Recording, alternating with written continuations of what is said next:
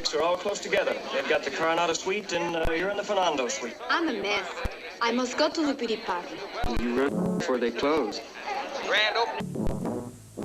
And he's only human, just like you. When he's 45, he'll have a 3 in 4 chance of high cholesterol. If you're 45 or over, get tested. Free at Boots. Push it, push it. Could you push your button? Could you feel that switch? Could you push your button? Like you're up and itch. Colt, the new small car from Mitsubishi, from just £7,999 on the road. At All Floors Direct, we see things from every point of view. We've got laminate floors, we've got beautiful wood flooring with free fitting, wall panelling, ceiling panelling, splashbacks and worktops. You see, it isn't all floors at All Floors Direct, we've got everything covered. And right now there's a great offer on selected products you can't afford to miss. Buy 2 packs and we'll give you a 3rd one free. That's right, buy 2, get 1 free. All Floors Direct for floors, walls and ceilings. The Home Surfaces Superstores. 0% finance on all used cars at Bristol Street. You heard it right. 0% finance on all used cars. At Bristol Street, we make it easy. Oh!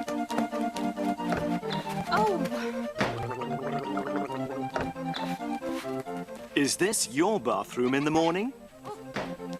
With Sani Flo pumping systems, you can easily add a toilet or bathroom where you want. Sani Flo.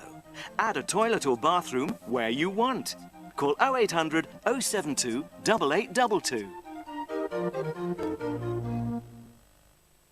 I've just got dumped! Buy a Scrabble scratch card from the National Lottery, and if your 6-letter word score beats our score, you could win up to £60,000. Scoop it. Dig it. Load it. At JCB World, at the American Adventure Theme Park at Ilkeston, Derbyshire, just off Junction 26 of the M1. To celebrate our 40th birthday, this bank holiday, we've crashed hundreds of prices, including 10% off all appliances. Get even more home for your money at MFI.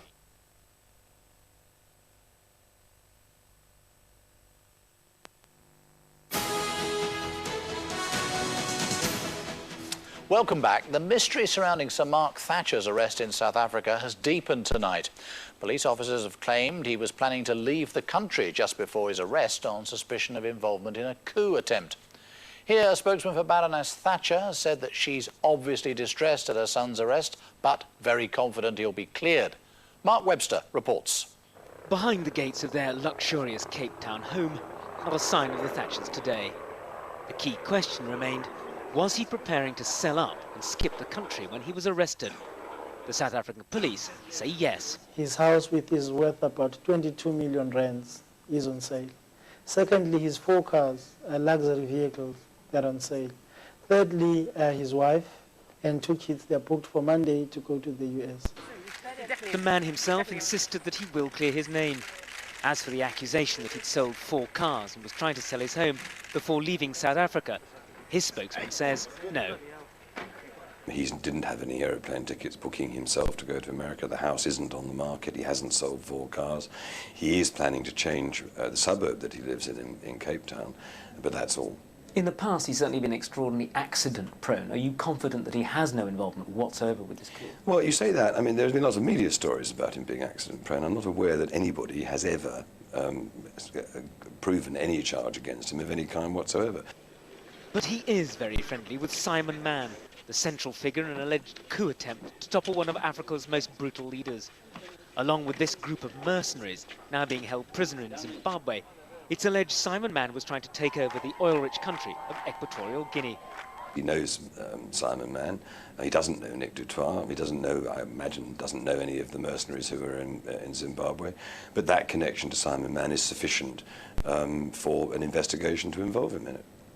As for Sir Mark's mother, Lady Thatcher is said to be watching the situation closely, but confident her son will be cleared. Mark Webster, ITV News. Back here, police have arrested an 18-year-old after a toddler was killed in a hit-and-run accident. 2.5-year-old Joshua Beryl was hit by the car in the Alum Rock area of Birmingham before being dragged 300 yards along the road. He died this morning, leaving his mother distraught. My little baby boy's gone and I'm just left him in the chapel. And I can't believe I've got to leave him. I can't believe it's happened.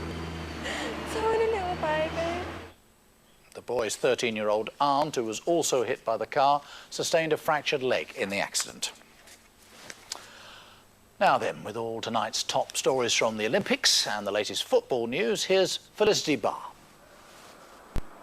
Thank you, Nick. Yes, coming up all of tonight's football, but first the nation is waiting to find out if Paula Radcliffe will bounce back from her marathon nightmare to compete for gold in the 10,000 metres tomorrow. While she makes that difficult decision, things couldn't be any better for Kelly Holmes.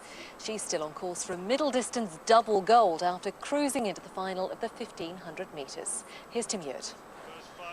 Kelly Holmes was in commanding form tonight. Keeping to a now familiar pattern here, she stayed close to the back of the field for most of the race. There was some pushing and shoving as she moved around the outside, but as the runners came to the final straight, Holmes calmly went up a gear, cruising into second place and keeping an eye on the opposition. The 1,500-metre final is on Saturday, and she will start among the favourites. The big race here tomorrow is the women's 10,000 metres. The big question, will Paula Radcliffe take part? She's expected to announce her decision in the morning. This was Paula Radcliffe after the marathon, but was her spirit broken as well as her heart?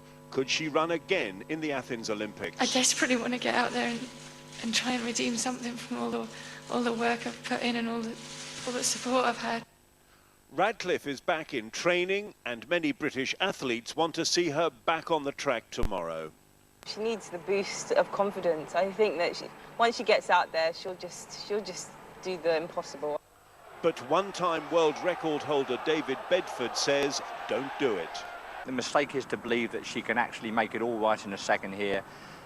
It seems to me that it's more likely that the situation will get worse, not better. It's an agonising decision. Radcliffe's desperate to redeem herself, but she risks more anguish. Tim Hewitt, ITV News, Athens. The men's 200 metres final was tonight marred by ugly scenes and was delayed for 5 minutes. Fans inside the stadium chanted for the disgraced Greek sprinter Kostas Konteras, who pulled out of the Games after a drug scandal. When the race did get underway, it was won by American Sean Crawford, who finished ahead of fellow countrymen Justin Gatlin and Bernard Williams. And British sailors Chris Draper and Simon Hiscox have won a bronze medal in the 49er class. They were hoping for better, but failed to beat the Ukrainians. Well, they struggled to get the stadia, including the one behind me, ready for the Olympics. Now it's emerged not only have the Games gone massively over budget, but many of the venues will become redundant afterwards. As Juliet Bremner reports, it's a sobering warning for Britain's own Olympic bid. Athens wanted to build an Olympic city that would dazzle the world. They invested vast amounts of energy and money. The final cost a staggering £7 billion. The crowds have lapped it up, but the budget has spiralled out of control, now double the original estimate. Financial experts fear a legacy of debt, saying no thought was given to what would happen after the Games. The main problem is what to do with this installation after the Games, because the Games are just 15 days. And the main problem is what to do them afterwards. And Greece really didn't think about that? Not much, unfortunately. The panic to finish left organisers with no time to think about the future, when empty sites will cost them millions to maintain.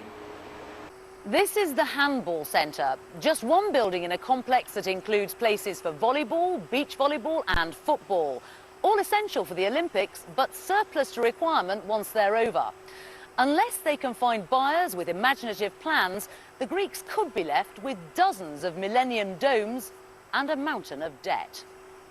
Those behind London's Olympic bid believe they'll learn from Athens. You don't do what the Greeks have done and only start that in the last 3 years. If you do, then you put your hands, put yourselves in the hands of the contractors, and that is very dangerous and very expensive as well. As Olympic fever fades, Greece must face the financial mess. Juliet Bremner, ITV News, Athens. Well, away from Athens, Everton today turned down bids from Newcastle and Manchester United for Wayne Rooney. United offered 20 million for Rooney, and Newcastle are believed to have pledged 23 million, but it's thought Everton won't accept less than £28 million for the England striker. And the draw's been made for the group stages of the Champions League with 5 British teams in action. Jose Mourinho's Chelsea face the cup holders Porto, whom he managed last season. Arsenal have an easier draw against Rosenborg, PSV and Panathinaikos. Manchester United will also be happy with their lineup against Lyon, Sparta Prague and Fenerbahce. Liverpool face a tougher test, especially against last year's finalists Monaco. And there's a trip back to Celtic for Henrik Larsson with his new club Barcelona. AC Milan are also in that group. And that's all the sport. Join me here in Athens tomorrow when we find out whether Paula Radcliffe does indeed take up the 10,000 metre challenge. Nick. Thank you, Felicity. That's it for the moment. I'm back in a few minutes with an update of tonight's main headlines. First, though, it's over to ITV newsrooms around the UK, who are ready, as they always are, with the latest where you are. Good evening, I'm Lisa Dowd and this is Central News. More now on the toddler who died after being hit by a car which dragged him 300 yards along a road. The driver didn't stop. Witnesses say they saw the boy on the bonnet of the vehicle. Supported by friends and relatives, Nona Robinson leaves flowers in remembrance of her baby son. My little 2-year-old baby son died next to me. My little baby boy's gone and I'm just left him in the chapel and I can't believe I'm going to leave him. I can't believe it's happened. It was wild, he was so naughty, but he was so funny, he was so loving. He was the best. 2-year-old Joshua Beryl and his aunt, 13-year-old Millie Robinson, had been crossing Burney Lane in the Alum Rock area of Birmingham when they were hit by a white Toyota. Millie was knocked to the side. Joshua was dragged for a quarter of a mile. Witnesses say the toddler was on the bonnet and he slipped underneath the car. His body was left in the road outside this curry house. The driver didn't stop. The car was found dumped a mile away in Bromford. Joshua suffered major head injuries and died at Birmingham Children's Hospital this morning. I ran up, I see his little shoes. One there, I was looking for him in the garden, shouting, Josh, Josh, where are you? I was asking people out, look for him. Then somebody shouted, he's down the road, and I thought, but he's sitting down there. I thought he was sitting there. I thought I'd find him sitting there. No, he was lying in the road. Millie suffered a broken ankle and is recovering at home. An 18-year-old man from Ward End has been arrested on suspicion of causing death by dangerous driving. The funeral's taken place of a murdered 18-month-old girl. Jordan McGann died earlier this month from head injuries. The child's mother and her partner have been charged with killing her. Eric McInnes reports. Distraught dad Gary McGann helped carry his infant daughter into Corpus Christi Church in Stetchford, Birmingham. Almost oblivious to the loving support of family and about 80 friends, he is still deep in shock at the killing of his child. Central News was invited by the young dad's relatives to attend. Jordan died in a Birmingham hospital after sustaining head injuries. Her mother, Sarah Collins, and her mother's partner, Darren Bennett, have been charged with murder. At a simple but moving service, the priest said everyone was struggling to understand the little girl's death. Very difficult, very hard to understand when it is, as Jordan, hardly started a life. Gary was too upset to speak. A family friend took his place. Gary, we all feel your pain. Proper little daddy's girl, Jordan was. But she will live on, through us, in our minds and in our hearts. Jordan's dad said his last words to his dying daughter were that he would give her a send-off she deserved. He did that today. He also said he would make sure she received the justice she deserved. Eric McInnes, Central News. A woman is critically ill with 95% burns following a suspected arson attack at home. The victim, in her 20s, was rescued by 2 police officers called to Liverpool Road in the Ronkswood area of Worcester following reports of screaming. She's being treated at the burns unit at Selly Oak Hospital in Birmingham. And the grandfather of a 2-year-old boy who died following a house fire has been thanking hospital staff who looked after him. Nathan Miller and his younger brother Jeremy were rescued from their burning home in Northampton in June. Jeremy died days later. Nathan had been fighting for his life at Birmingham Children's Hospital but passed away on Sunday. Today, his grandfather handed over a cheque for more than £1,000 he helped to raise. Jeremy was a shy little lad. He was very nervous with anybody he didn't really know. I didn't see very much of either of them, nature of my work, but whenever I went there, Jeremy was very, very shy, but Nathan, a few seconds and he was into all kinds of mischief. Shamed soccer star Lee Hughes had pulled off a timely transfer deal while behind bars. The former West Bromwich Albion striker was sent to Birmingham prison after being handed a 6-year sentence for causing death by dangerous driving. But just 2 weeks in, the 28-year-old has been moved to the lower status Ashwell training prison near Melton Mowbray in Leicestershire. It's been confirmed tonight that lawyers will be allowed to visit Midlands terror suspect Mozam Beg for the first time in 2 years. The American lawyers will be able to see Mr Beg, who's from Birmingham, as well as 3 other British men being held at Guantanamo Bay. But they won't be allowed to tell their families how they are. The torrential rain this summer has delayed the completion of major roadworks around Birmingham. Engineers allowed 9 weeks to resurface the Aston Expressway and Spaghetti Junction link with the M6. Work was due to finish next Tuesday. That's now moved to September the 12th, subject, of course, to the weather. Well, let's take a check on that weather situation now. Here's Charlie.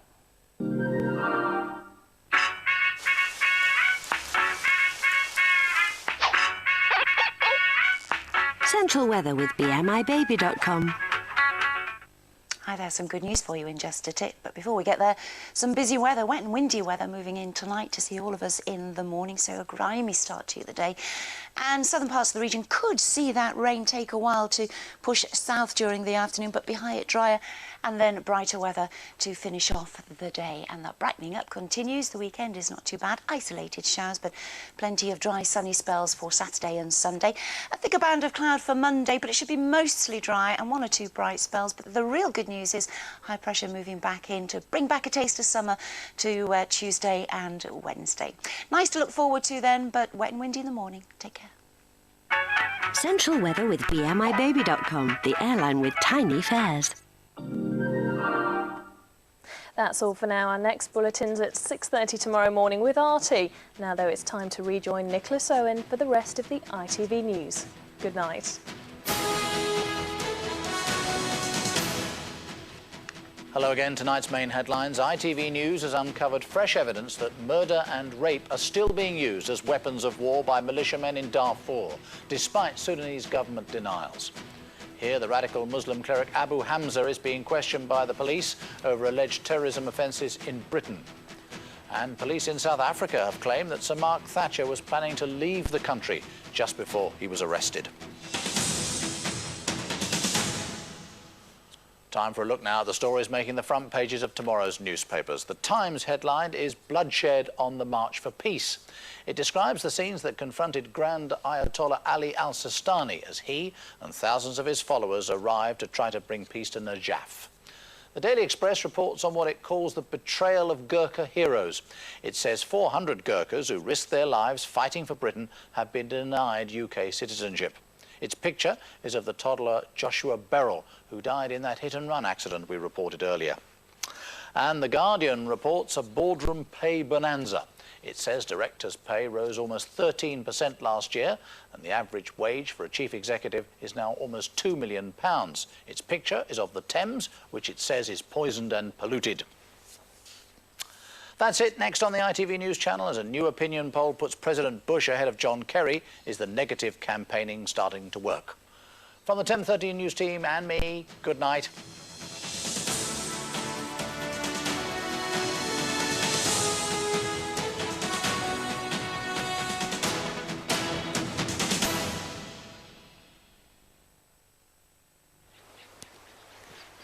ITV National Weather. Sponsored by Powergen.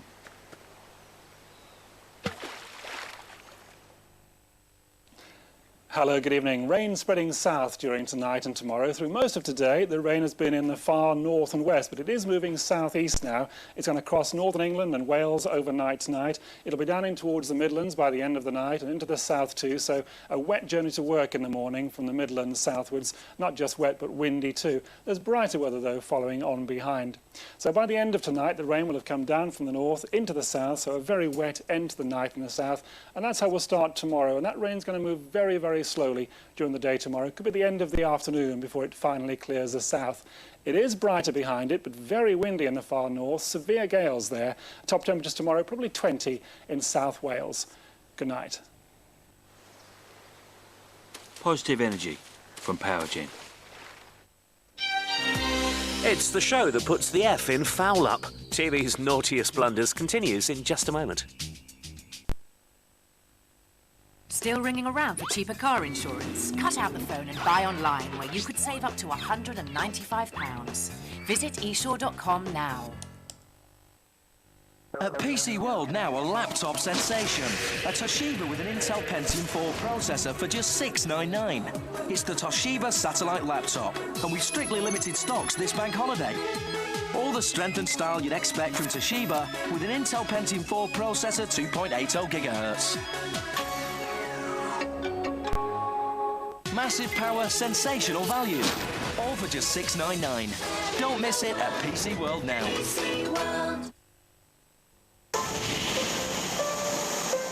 Would you call yourself adventurous? Perhaps you're just not aware that you live in one of the most inhospitable places on Earth, where people fight over parking spaces, and idiots cross without warning. A place where you must edge out gradually, keep your distance, and offer up prayers to the god of traffic lights. Please stay green. Please stay green. Of course you're adventurous. You just happen to live in Orpington, that's all.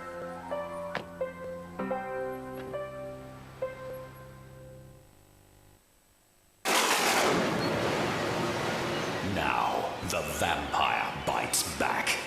The Haunting at Drayton Manor.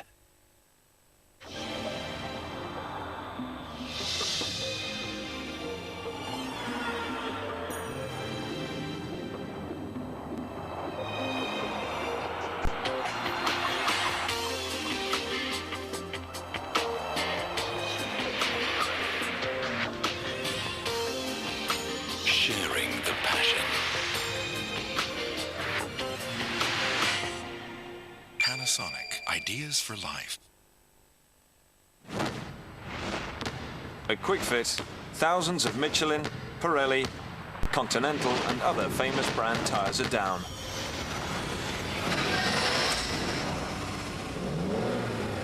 And so are thousands of exhausts. Kwik Fit, keeping tyre and exhaust prices down.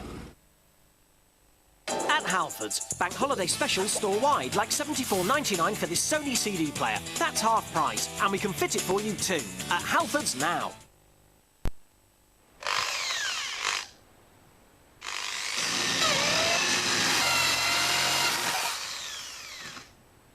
Women, don't expect any help on a Thursday. Nuts. This week, only 60p.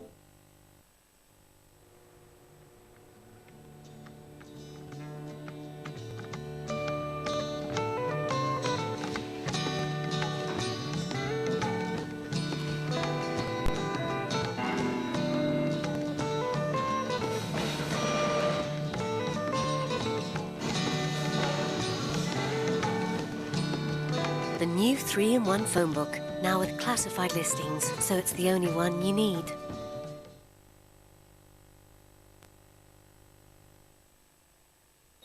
Okay, it's 25 celebrities chained to each other, naked, in the Antarctic, cooking insects, and swearing, and being voted in and out. And they're naked. Did I mention that? Or I could do a comedy news quiz. Bognor or Bust, a brand new quiz show. Next Thursday at 10, ITV1. Taxi Nights is later at midnight, but now on ITV1, let's return to TV's Naughtiest Blunders, which contains lots of strong language throughout and some nudity.